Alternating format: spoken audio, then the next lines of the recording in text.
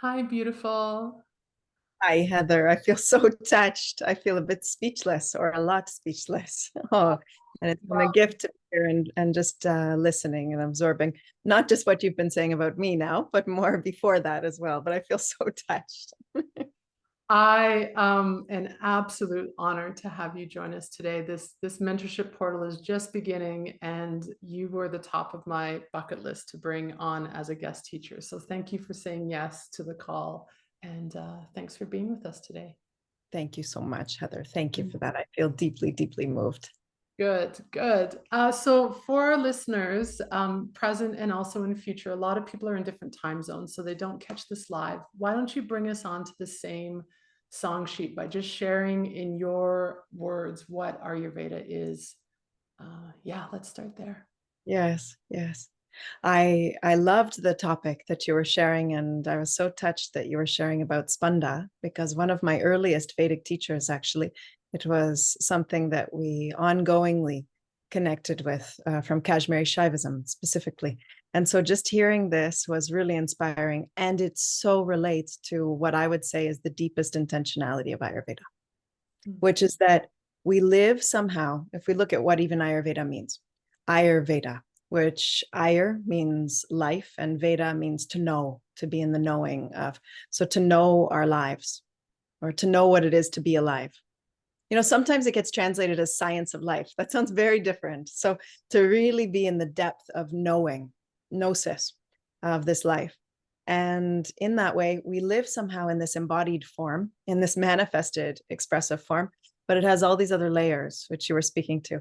And Spanda seems to be in this gift of Ayurveda, this bridge between the ephemeral kind of pulse that can be felt in this physicality and the sacred, unending pulse that can be felt in all of nature as it finds its way back to the one, to the source.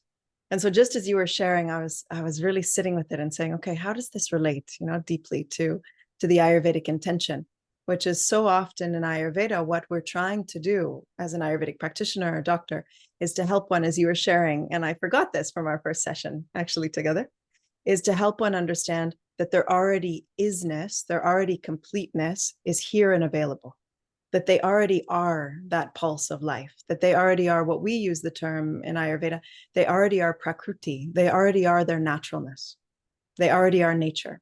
We actually use that term prakriti both for the wider nature, like when we widened out to all of life, all of nature, goddess divine expressing herself through all of nature, but also for your individual constitution. And I love this, that the same term is used. So the pulse that's felt here and the naturalness that can be known here is the same as nature in all of her wisdom and all of her gifts and all of her expression of beauty and grace, actually. And when we come to know that, we can be as wide and as full and as whole and as complete as that which we see in the fullness of nature.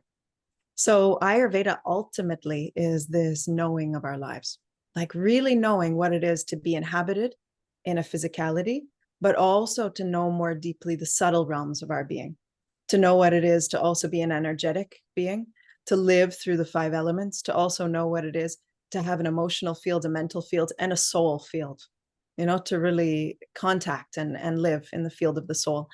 And even the definition of health in Ayurveda really cleanly, very clearly from the original text offers. And it says that a healthful being is one that is in right alignment and naturalness in this body form, yes. But it also says through the five senses that all five elements are in their natural flow within this form. And it goes on further to say, but also the mind should be in balance in sattva, and there should be bliss of being, bliss of the soul. Imagine if the WHO was using that as definition that the Yeah. soul should be at bliss. And this is a huge part of the definition, the original doctors and what we call Vaidyas, the original seers of Ayurveda, they offered this definition. So they didn't say health is the absence of disease.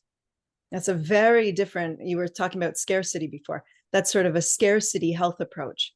Like I'm healthy because, the boogeyman of disease hasn't showed up on my door. No, health is your full thriving, your full vibrant wellness, and your full bliss and buoyancy of the heart, of the being, of the soul. So there's so many things I could say about what Ayurveda is, but maybe we can just start there, Heather, and see Yeah. what Yeah. rises.